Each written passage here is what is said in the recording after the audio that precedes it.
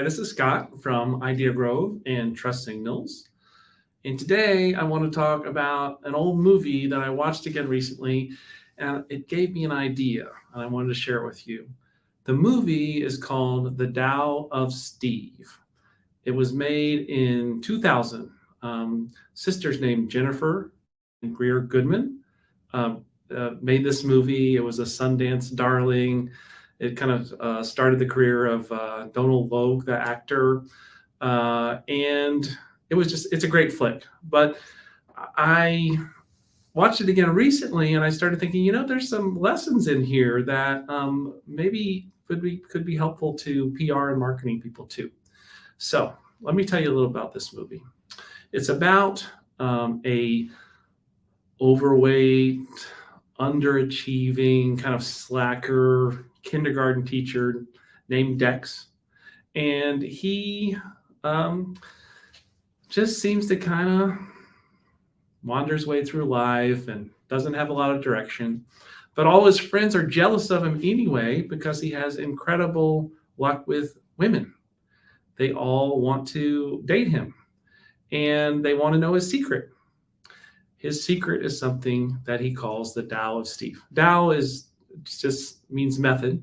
Steve, in this case, he thought every kind of cool guy he ever knew from the movies, like Steve McQueen, Steve McGarrett, they were all Steves. And so his Tao of Steve was a 3-part philosophy for how to win over women, despite the fact that all his friends thought, why would they date you? Well, he explained how. So I don't know, maybe this will work. This could work for you, this video, on multiple levels. Maybe the Tao of Steve could actually help your dating life too.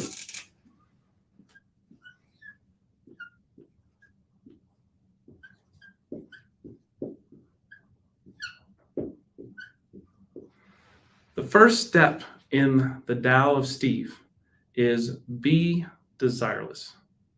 So Dex's point to his friends was, yes, we know you want to go to date and it's a pretty girl or so forth, but you have to focus on getting to know the person and eliminating any desire that you have, because that's going to take away from this idea of getting to know the person on a pure level without some intent behind why you're getting to know the person, and that you have to truly eliminate that sense of desire.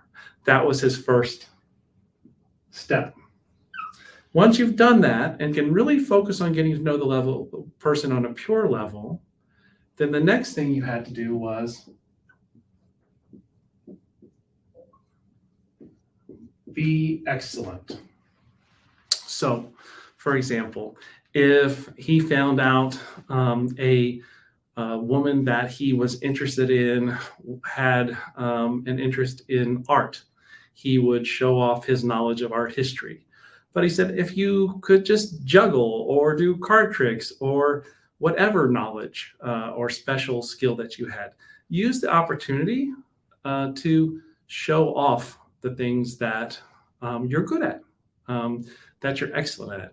So be excellent in her presence.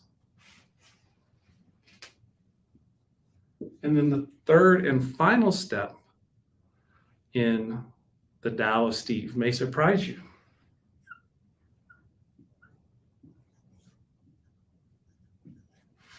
Be gone. The way Dex put it, I thought this was like some quote from some very famous person years ago because it sounds so classic, but it's actually a line that the Goodwin sisters created for this movie. But what Dex says to his friends is, we pursue that which retreats from us.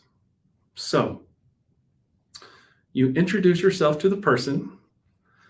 You don't act obvious that, oh, you think they're pretty or you're attracted to them in that way and you want to date them. You just get to know them as a person and focus on getting to know them in that way. Then you show them that you've got there's there's something interesting about you, or you've got something special to offer, that you're not like everybody else, that you're fun, or that you have a talent. And then you don't push it at that point. There'll be an opportunity for you guys to reconnect when the time is right. That's the Tao of Steve. And it worked for Dex in this movie. And I highly recommend that you check it out.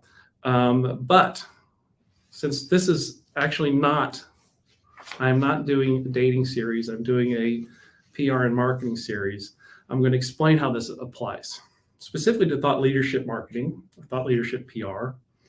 And really I would say, argue to most brand marketing in general, because if you think about it, what brand marketing takes into account is that at any given time, there's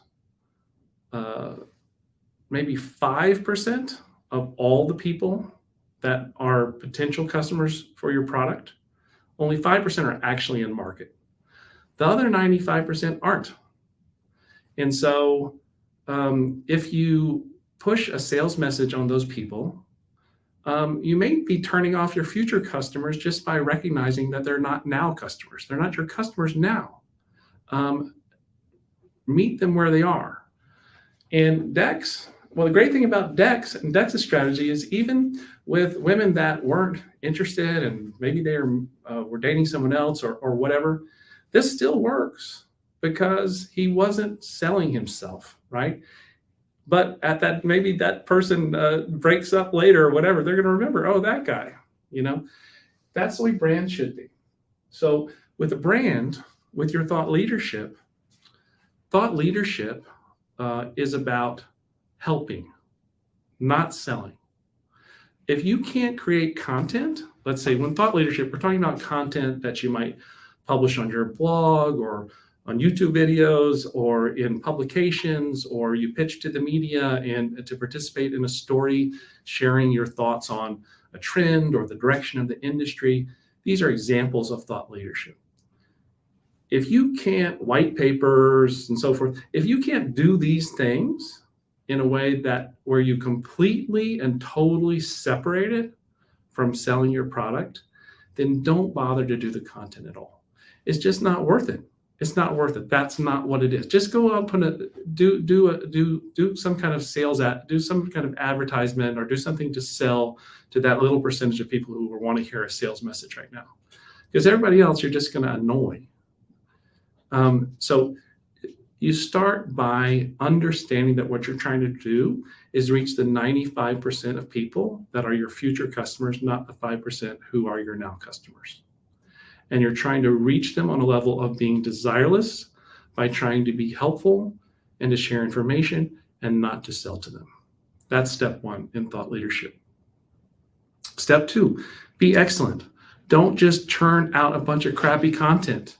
Your customer is ultimately not Google, okay? So you're not, it's not, let me put 5,000 pieces of content that are just like everybody else's in hopes that I'll improve my Google ranking. It's not going to be good for your reputation.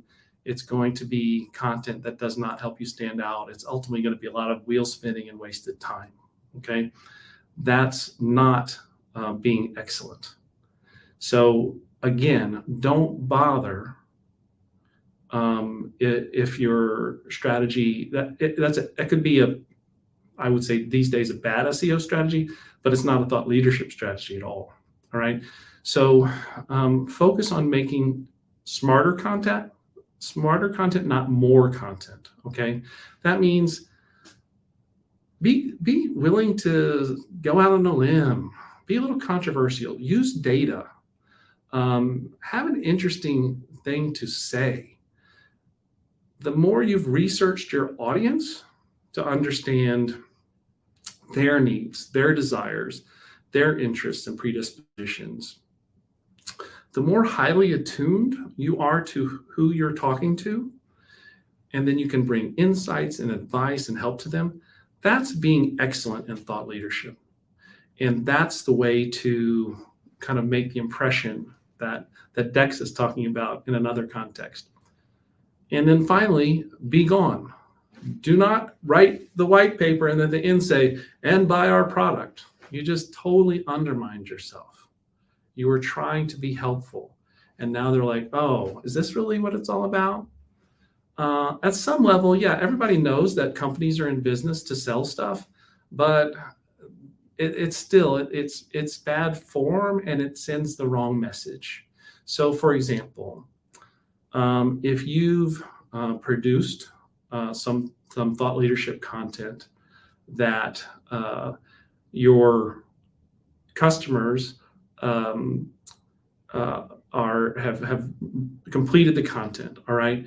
What's the best next step? The next best step might be to ask them to subscribe to your newsletter. It might be to ask them or to follow up with a special promotional offer when it's really special. Maybe it's something that's seasonal, that only happens once in a while. Don't harass them. Don't follow them around wherever they go. They don't deserve to have to pay that price simply because they read a piece of your content. Jarrett Rush, who's on my team, posted this on Twitter yesterday, and I thought of the Tao of Thought Leadership and the importance of being gone. His Twitter post was, I had to buy a part for my car online recently. I did it through an e-commerce operation. Not sure how often they think I'm buying car parts, but judging by the number of emails I get now, it's a couple of times a day. So this is exactly the opposite of being gone, right? So maybe Jarrett liked the experience. Maybe he would buy from them again, but at this point, they've already turned him off because of how they've approached this. Be desireless, be excellent, be gone. I'm going to follow Dex's own advice and be gone now. But thank you for taking the time, and we'll talk again soon.